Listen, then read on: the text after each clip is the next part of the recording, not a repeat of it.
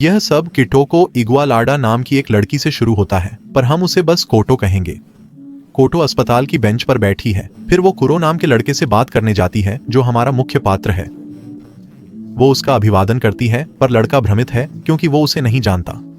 वो फिर कहती है, क्या तुम्हें वो लड़की याद नहीं जिसने तुम्हारी जान बचाई थी? पर वो कहता है कि उसे याद नहीं कि वो कभी इतने बड़े खतरे में था कि किसी को उसकी जान बचानी पड़ी हो।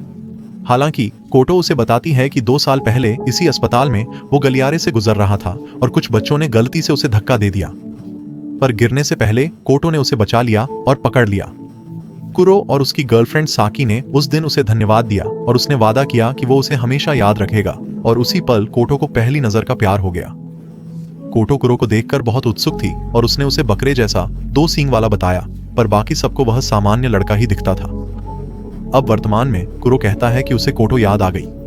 वह माफी मांगता है और कहता है कि लड़कियों के चेहरे याद रखने में कमजोर है, खासकर जब नई टोपी पहनी हो।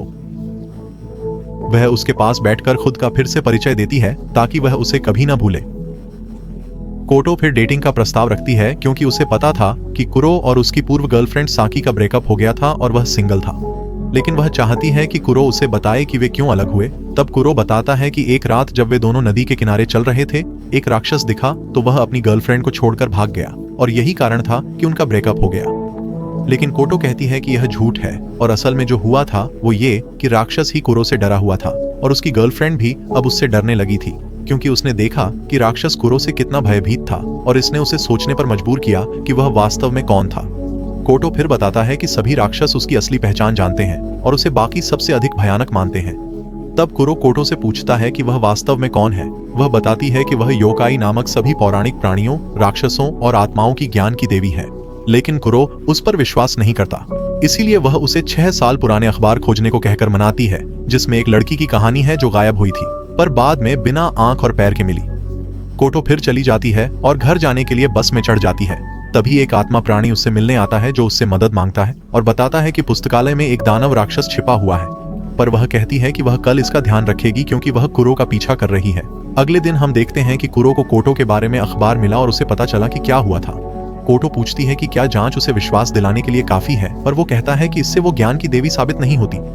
तभी एक इंसान उनके सामने लोमड़ी बन जाता है और कोटो से कहता है कि राक्षस ने पुस्तकालय में घुसपैठ की है और मदद मांगता है। लोमड़ी कुरो को देखते ही डर से कांप जाती है। लोमड़ी का रूपांतरण देखकर वो कोटो की कहानी मान लेता है और दोनों पुस्तकालय की ओर चल पड़ते हैं। पुस्तकालय पहुंचकर वो राक्षस से बात करने की कोशिश करती है, पर वो उसकी बात नहीं मानता और हमला करने लगता है। कुरो भी उसे काबू नहीं कर पाता, इसलिए वे भागने लगते हैं। कुछ दूर भागने के बाद वो मुड़कर राक्षस के सामने खड़ा हो जाता है और राक्षस उसका पूरा हाथ खा जाता है। कोटो घबरा जाती है, पर हमें पता चलता है कि कुरो अमर है और उसका शरीर फिर से बन जाता है और राक्षस कुरो का मांस खाकर मर जाता है। कोटो इससे चौंक जाती है और कुरो से पूछने लगती है कि वह वास्तव में कौन है। तब कुरो कहता है, तुम बस अपने पौराणिक प्राणियों से पूछ सकती हो कि मैं कौन हूँ। वह उसे यह भी बताता है कि जब वह छोटा था तो उसने 2 प्रकार के राक्षस मांस खाए थे, जिससे उसे अमर शक्तियां मिली। अगले दिन कुरो अस्पताल में अपने चचेरे भाई से मिलने जाता है और वहां वह कोटो को देखता है। वे कल पुस्तकालय में हुई घटना के बारे में बात करते हैं और वह उससे उसकी बाह के बारे में पूछती है। वह उसे बताता है कि वह ठीक है और कहता है कि बचपन में उसने जो मांस खाया था वह मत्स्यांगना का था, इसलिए उसके पास पूर्ण शरीर पुनर्जनन है। लेकिन कोटो कहती है कि मत्स्यांगना का मांस खाने से अनंत यौवन भी मिलता है। हालांकि वह अब एक लड़के जैसा नहीं दिखता और वह कहता है कि यह दूसरे मांस के कारण हो सकता है। वह अनंत यौवन की शक्ति को प्रभावित कर रहा है। वह पूछती है कि दूसरा मांस क्या था, लेकिन वह उसे कोई जवाब नहीं देता। इसके तुरंत बाद कोटो ने कुरो को एक विशाल नाग से मिलने का निमंत्रण दिया, क्योंकि उसके पास कुछ सवाल थे जिनकी मदद सिर्फ वह कर सकती थी। लेकिन कुरो ने जाने से मना कर दिया और कहा कि उसके पास बेहतर काम है, इसलिए कोटो अकेले ही नाग से मिलने गई। नाग ने उसे बताया कि सभी मनुष्य उसे भूल रहे हैं, क्योंकि कई वर्षों से उसे कोई प्रार्थना नहीं मिली है और अब लोग उसे जल का देवता नहीं मानते। फिर उसने देखा कि कोटो उदास है, तो नाग ने पूछा क्या हुआ, और कोटो ने कहा कि वह दुखी है क्योंकि कुरो उसके साथ नहीं आया। उसने माफी मांगी और नाग से पूछा कि उसे उसकी मदद क्यों चाहिए थी। तब नाग ने बताया कि कुछ दिन पहले एक महिला ने झील में एक लाश फेंकी थी। वह महिला तानियो है और लाश यशिहारा हिरो की थी, जो तानियो के पूर्व प्रेमी का बॉस था। तानियो को गिरफ्तार किया गया और उसने कहा कि उसने लाश को नाग के लिए भेंट के रूप में फेंका था, लेकिन यह झूठ था क्योंकि नाग ने उसे लाश फेंकते देखा था और जब उसने लाश फेंकी तो उसने फुसफुसाकर कहा, मुझे उम्मीद है कोई तुम्हें ढूंढ लेगा। उसने देखा वो शव को भारी नहीं बनाया ताकि वो जरूर मिल जाए, इसलिए वो कोटो से मदद मांग रहा है, ज्ञान की देवी से स्पष्टीकरण चाहता है। वो सांप को कई कारण बताती है, पर हर कारण एक खाली प्लॉट की ओर ले जाता है। फिर वो एक और कारण देती है, कहती है कि यह सब उसके एक्स मचाई से शुरू हुआ, जो दूसरी औरत की बाहों में मरा, और वो औरत उसकी सहकर्मी थी। मचाई की मौत के बाद पता चला हीरो के लिए काम करते वक्त उसने पैसों का गबन किया था। वो जानता था बॉस को पता चल जाएगा और छिपाने की जगह नहीं थी पैसे की, और वो दोनों ही इसके बारे में जानते थे, इसलिए वे दोनों बाथटब में साथ मरने पर राजी हो गए। जब यह घटना हुई, तानियो अपने बच्चे को गोद में लिए थी और उसे लगा कि वह उस आदमी का बच्चा ले जा रही है जिसने उसे धोखा दिया था। बाद में उसका गर्भपात हो गया तो उसने गुस्से में अजन्मे बच्चे को नदी में फेंक दिया। तानियो आगे बढ़ गई और शहर छोड़कर अब उपनगर में अकेली रहती है। कई साल बीत जाते हैं और हीरो उसके घर आकर उसे बताता है कि वास्तव में वही था जिसने पैसे का गबन किया था, और मचाई और उसका सहकर्मी ही इसे जानते थे और सार्वजनिक करने की धमकी दे रहे थे, इसलिए उसने दोनों को मार डाला। उसकी स्वीकारोक्ति सुनने के बाद उसने बॉस से बदला लिया और उसकी लाश नदी में फेंक दी, उम्मीद करते हुए कि पुलिस पूरी नदी खोजेगी और शायद मचाई के साथ उसका अजन्मा बच्चा मिल जाएगा। इसीलिए उसने फुसफुसाकर कहा कि वह सच में चाहती है कि किसी को वह मिल जाए। सांप को यह सब बताने के बाद वह कुरो को देखती है, जो इस पूरे समय छिपा हुआ था और बातचीत सुन रहा था। कोटो फिर कुरो के साथ जाता है और कोटो कुरो को बताता है कि उसने सांप से जो कहा वह सब झूठ था, क्योंकि उसने अपनी एक आत्मा को तानियो की जांच के लिए भेजा था जब उसे हिरासत में लिया गया था, और आत्मा ने उसे सच बोलते सुना, और असल में उसने ऐसा सिर्फ सांप को लाश खाते देखने के लिए किया था बस। 2 साल बाद हम देखते हैं कि कुरो की पूर्व प्रेमिका साकी अब एक पुलिस अधिकारी है। साकी और उसका साथी एक हालिया केस पर चर्चा करते हैं जहां एक आदमी घटना के तुरंत बाद नदी में जा गिरा था। उस आदमी ने साकी को बताया कि वह एक खूबसूरत भूत से भटक गया था। वह उसे बिना चेहरे वाली 2 बड़ी आंखों वाली औरत बताता है, पर पुलिस रिपोर्ट में साकी ने लिखा कि सड़क पर एक पिल्ला था जिससे वह नदी में गिरा। उसका साथी उससे बहस करता है कि सही विवरण देना चाहिए, पर साकी कहती है कि रिपोर्ट में भूत का जिक्र नहीं करना चाहिए, इससे समस्याएं होंगी। साकी ने अपने साथी को बताया कि यह स्टील लेडी नामक भूत का काम। उसने जवाब दिया कि उसने स्टील लेडी के मामले सुने हैं, लेकिन भूत वास्तव में असली हैं, यह मानने नहीं सका। जब उसका साथी चला गया, उसने बताया कि योकाइडो की आत्माएं हमारी दुनिया में हैं। उसका पूर्व प्रेमी कुरो भी इन राक्षसों की तरह था, किंतु मानवीय रूप में, इसीलिए उन्होंने उससे विच्छेद किया। वह बाद में वो घटना स्थल जांचने लगी जहां उसे कोटो मिला, जो उस पर गिरा। कोटो स्टील लेडी से मुकाबला कर रहा था और खुद साकी ने स्टील लेडी से काफी सुन लिया था और वह उसे हराना चाहती थी, तो उसने उस महिला के साथ जंग की कोशिश की, परंतु उसका हाथ सीधे उसके शरीर से हो गया। तभी स्टील लेडी ने उस पर एक इस्पात का बीम डालकर उसे नीचे गिरा दिया। कोटो ने उसकी मदद की और स्टील लेडी से संपर्क किया, और भूत भागने के बाद साकी ने कोटो से पूछा कि वो क्यों भूत को मार सकता था, पर वो नहीं। फिर वो बताती है कि वो दूसरे इंसानों जैसी नहीं है।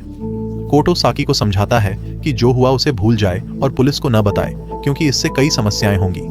तब साकी अपना बैज निकालती है और बताती है कि वो अफसर है। फिर उसे थाने ले जाने और उसके घावों का इलाज करने की पेशकश करती है, पर बैज देखकर उसने नाम पढ़ा और पहचान लिया कि वो कौन है, और हैरान रह गई कि वो कुरो की एक्स गर्लफ्रेंड से मिल रही है। वो कहती है कि अगर पहले से जानती कि वो कौन है तो उसे स्टील लेडी से नहीं बचाती। तब साकी उसकी बदतमीजी पर गुस्सा हो जाती है। वे साकी के घर जाते हैं और कोटो बताता है कि वो और कुरो अब रिलेशनशिप में हैं और खुश हैं। वह साकी को साथ की तस्वीरें दिखाती है, पर उन्हें देखकर कहती है कि वे साथ नहीं रह सकते, क्योंकि वह सभी फोटो में दुखी लगता है। कोटो असहमत है, पर साकी कहती है कि वह जानती है, क्योंकि उसने उसे 4 साल से ज्यादा डेट किया था। साकी कोटो से पूछती है कि स्टील लेडी से मुकाबले के वक्त कुरो क्यों नहीं था।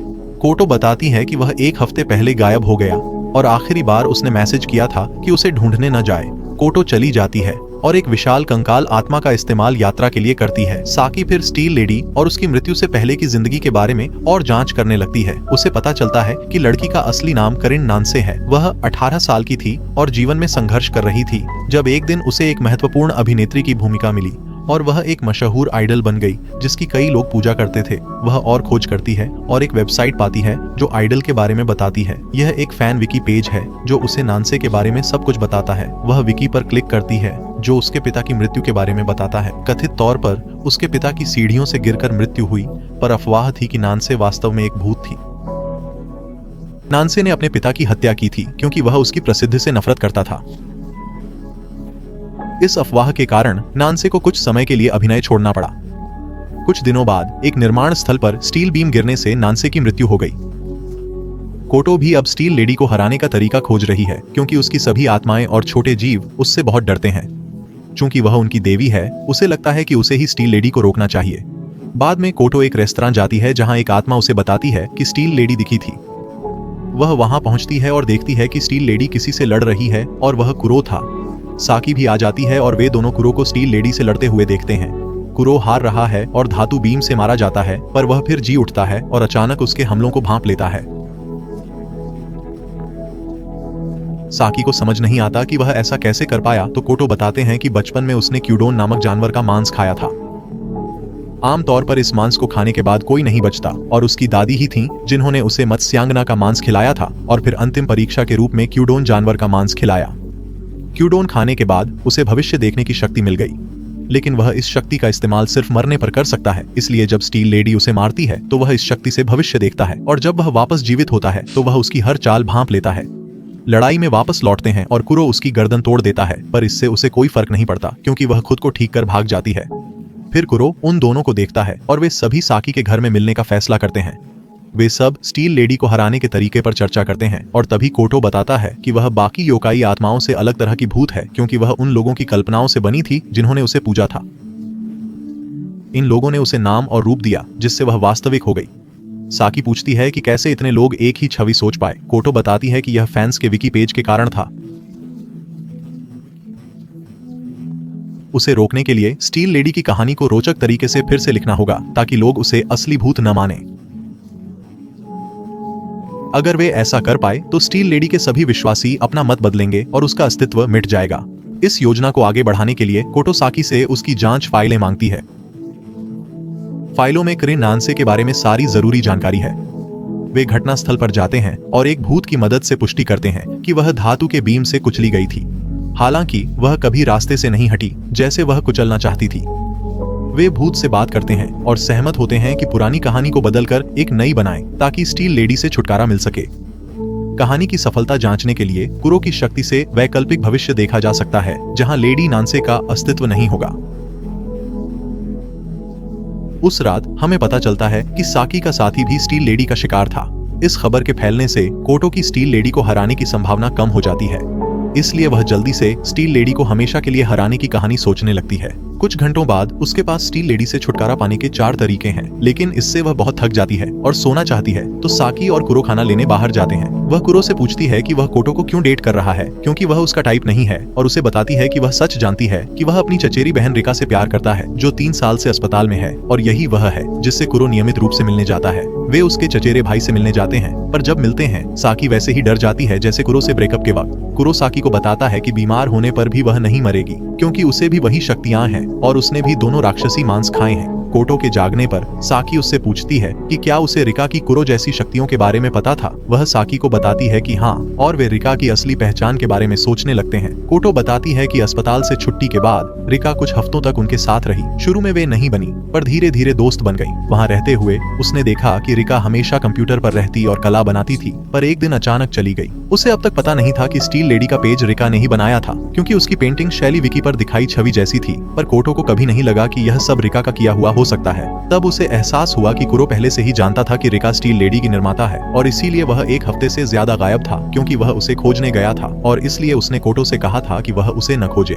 यही कारण है कि स्टील लेडी को हराना इतना मुश्किल रहा है, क्योंकि रिका भविष्य देखने की अपनी शक्ति का इस्तेमाल कर रही है, और वह हमेशा वो भविष्य चुनती है जहाँ लोग स्टील लेडी पर सबसे ज्यादा विश्वास करते हैं। लेकिन हर बार जब वह इस शक्ति का उपयोग करती है, वह मरती और फिर जीवित होती है, जिससे उसका शरीर कमजोर हो गया है, क्योंकि उसने भूत को जिंदा रखने के लिए यह सैकड़ों बार किया है। एक योकाई आत्मा कोटो से मिलती है और बताती है कि उसने स्टील लेडी को खोज लिया है, और कोटो कहती है कि यह उसे हराने की आखिरी रात होगी। उन्हें स्टील लेडी से लड़ने के लिए कुरो की जरूरत होगी, जबकि साकी और कोटो विकी पेज पर झूठी कहानियां लिखेंगे ताकि लोग उस पर विश्वास करना बंद कर दें। इससे वह कमजोर होकर अंत में गायब हो जाएगी। रिका को अपनी शक्ति का उपयोग करते देखा जाता है, जहाँ वह एक ऐसा भविष्य चुनती है जिसमें स्टील लेडी अभी भी मौजूद रहेगी, और कुरो इसके विपरीत करने की कोशिश कर रहा है। कोटो लोगों को समझाने की कोशिश करती है।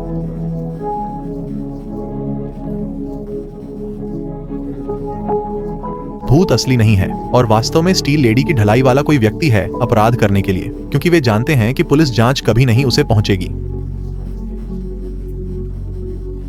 हालांकि वह लोगों को अपनी थ्योरियों पर यकीन दिलाने में विफल होती है। वह उन्हें कई और कारणों से समझाने की कोशिश करती है कि वह क्यों मौजूद नहीं है, लेकिन वह असफल रहती है।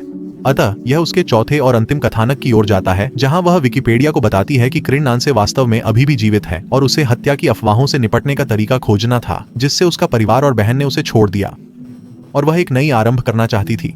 उसने अपनी समानता रखने वाली किसी से मिलने की कोशिश की और जब उसे मिला तो वे बात करने लगे और मित्र बन गए। एक दिन उसने अपनी दोस्त से प्रलोभन बनने का अनुरोध किया और प्रेस को दूसरे स्थान की ओर निर्देशित करने में मदद करने का अनुरोध।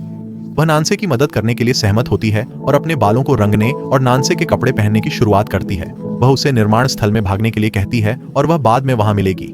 उसने उसे बेहोशी में बिताया और उसका चेहरा खचित कर दिया ताकि उसे पहचानना मुश्किल हो। इस तरह नानसे उसकी जगह ले सकती थी और एक सामान्य जीवन जी सकती थी। लेकिन कुछ प्रयोगकर्ताओं ने ठीक वही पूछना शुरू कर दिया कि क्या स्टील लेडी नानसे का क्या महत्व था जब असली नानसे वास्तव में जीवित थी। उसके बाद अन्य प्रयोगकर्ताओं ने यह संकेत दिया कि क्या असली नानसे ही उसे बना सकती है और दुनिया को विश्वास दिलाने के लिए खुद माइक्रोसाइट बना सकती है कि उसे वास्तविक मृत्यु हो गई है। इसके कारण सभी लोग नानसे को वास्तव में जीवित मानने लगे और उसने खुद की जिंदगी को छिपाने के लिए खुद ही वेबसाइट बनाई थी। और यही वक्त है जब कुरो आखिरकार भूत को परास्त करता है और वह अस्तित्व से मिट जाती है। उनका अंतिम कदम कुरो के चचेरे भाई की तलाश और उसे हराने का है, लेकिन मुझे लगता है कि यह इंस्पेक्टर के सीजन 2 में होगा। देखने के लिए धन्यवाद। अगर आपको पसंद आया है तो लाइक और सब्सक्राइब करना न भूलें और अधिसूचना घंटी को चालू करें ताकि आप किसी वीडियो को नहीं छोड़ें। अगली बार तक ख्याल रखें।